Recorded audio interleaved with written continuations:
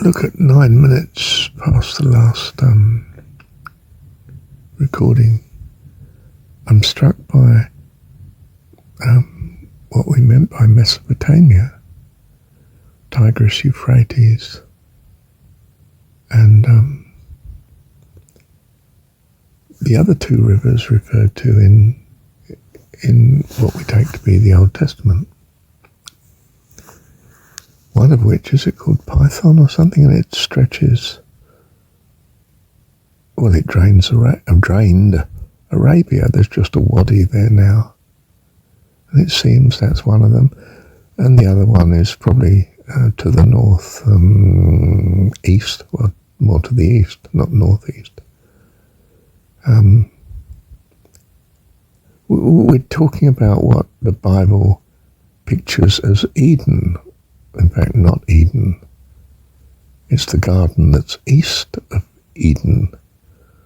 Well, if we are talking about is it the confluence where these 3 or 4 rivers meet, which is the Persian Gulf, which varied greatly in level over the thousands of years, but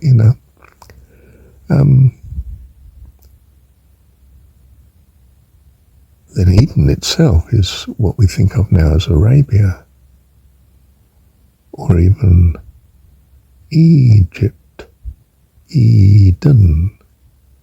Oh, there's the thought. Follow the sounds, dear one.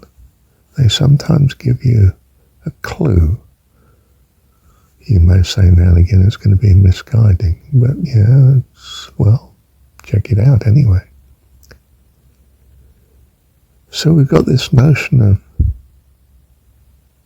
a region beautifully supplied with water, rivers of life, you see. Eden, I'm come that you might have life. And it's pictured as the perfect that we want to return to. Remember your Gnostic, dear one. It's talking about a nation, isn't it?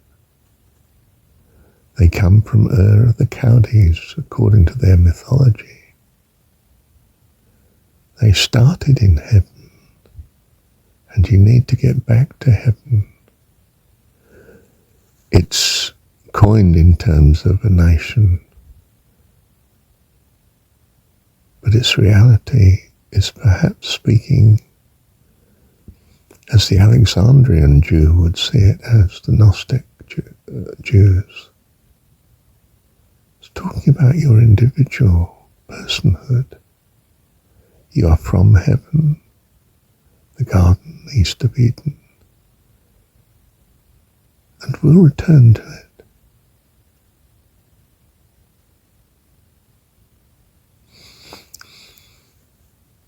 I don't know if you call this Persian. Its roots are something in that, isn't it?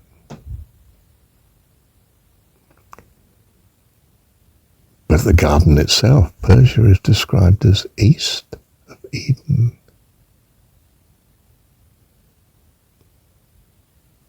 What's the big E? East of Eden is Egypt, the Nile. Again, a civilization that goes back, well, to be before the Nile,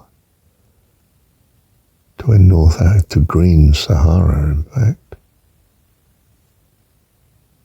And who knows what before.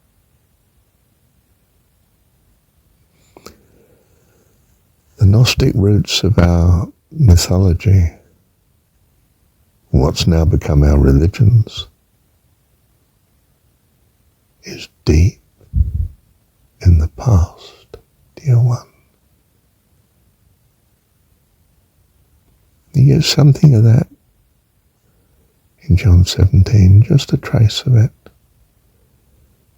With thee before the world was. Is that bit in John 17, or is it it's in John anyway? No matter. What matters is the thoughts there. Remember, your reality is your thoughts. That's what you've made of it. The world is extremely transitory, here today and gone tomorrow. It's a different tomorrow to today. And everything you do is vanishing into the past. But what you are is eternal. As a child of God, you understand. If he is eternal, we are too, by his grace and loving kindness. And he's bringing us to glory indeed. Here, in this universe, for life eternal. The glory that I had with thee before the world was. So these notions of Eden and so on are deep in Hebrew mythology, deep in therefore Christian mythology too, and the influence of these loyal savages from Mediterranean point of view is with us very much still. We combine ideally the civilization of the Mediterranean with the loyalty which we, from, if you like, Persia, Mesopotamia has gathered from its nomadic peoples beyond in the steppes. And the two have become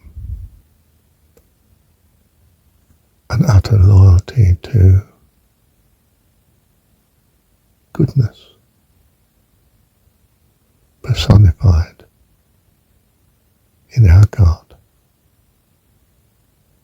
Our Heavenly Dad, in terms of the Jesus story.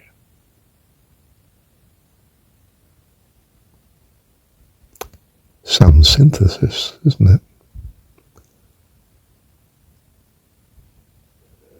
You could say husband and wife. The male aggression of the steppes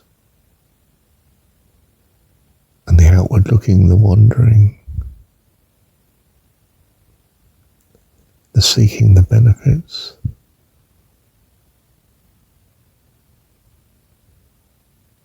of the lands of water, Mediterranean and rivers like Mesopotamia, flowing into the Red Sea there.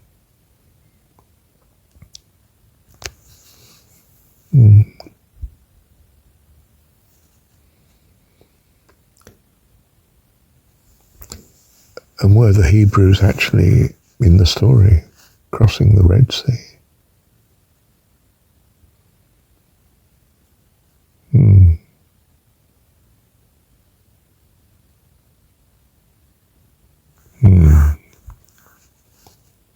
Their sojourning in Egypt was more of a raid in that sense.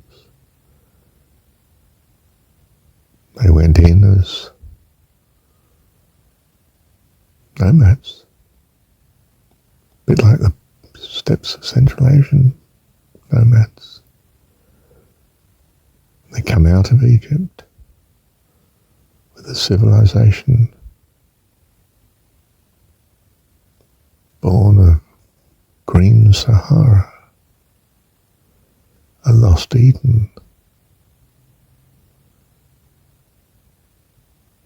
But for them that speaks of a lost Eden in Mesopotamia, the garden east of Eden, in fact. I don't know. myoozingz indeed. Thank you, Heavenly Dad. Well, again, dear one, let me give you something from a helpful hint on Google here. The 4 rivers of Eden are the Pishon, Gihon, Tigris, and Euphrates, according to the book of Genesis. Now, this is an interesting point. A single river flowed out of the Garden of Eden and then divided into 4 branches. Well, when you think of it, rivers don't divide into, they join from. So, from and to may have been misunderstood in the translation, but just be associated with. Or you could imagine the Gulf, when sea levels were much lower, as during Ice Age times, that the 4 had come together there and followed a large flowing river down to the sea, however far away the sea was, which depended upon how low the ocean was, given the ice build-up in the polar areas. I mean, I don't know, but just a thought there. But interesting, isn't it? But anyway, Pishon was the one that comes in from the west into the garden, the confluence of these 4 rivers. I think I'm using the word confluence right there, where they come together. And then travel down to the sea. Yes. Just a thought.